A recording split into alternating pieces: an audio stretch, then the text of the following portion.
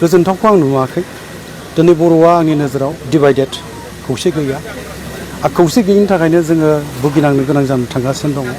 आंनि नुहुरनायाव फैगौ बिसायख'थिफोर फैगौ बेफोराव जों ज' जायाबा बियो जोंनि थाखाय मोनसे दुखु गोनां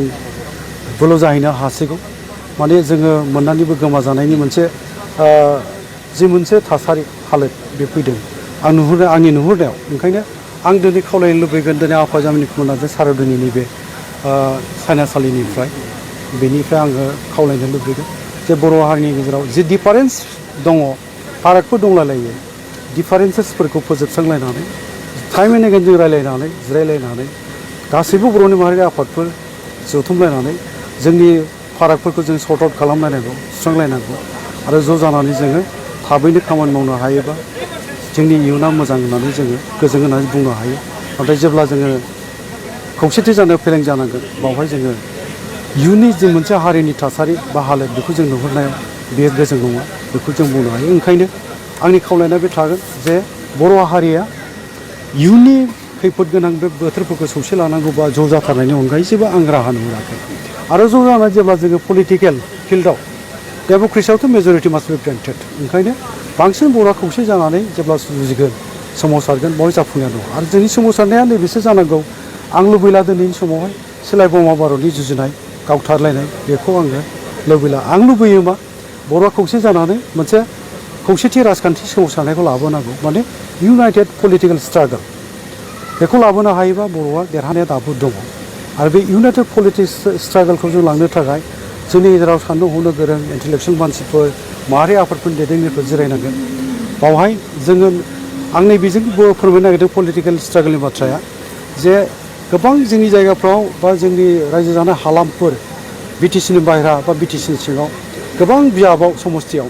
बर'फ्रा फेक्टर बुंनो थाङोबा देरहानाय जेननायनि राजनितियाव दा बावहाय जोङो ज' जायोबा गोबां सुबुंखौनो जोङो फेजेननोबो हायो बिजाथिफोरखौ देरहाहोनोबो हायो बिटिसिनि बायजोआवथ' जोङो हाथारो गोबां जायगायावनो फेजेननोबो हायो देरहाहोनोबो हायो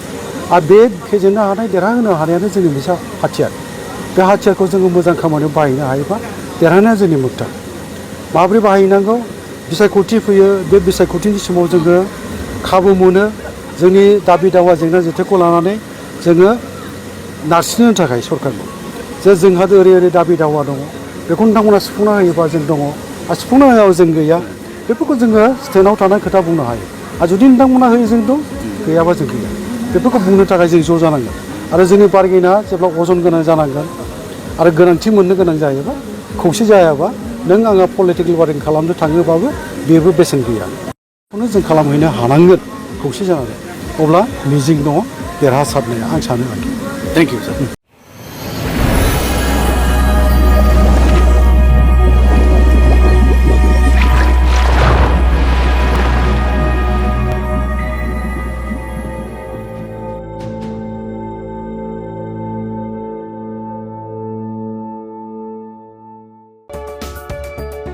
नोंथाङा गोबां रां आरजिनो गोसो जादों नामा?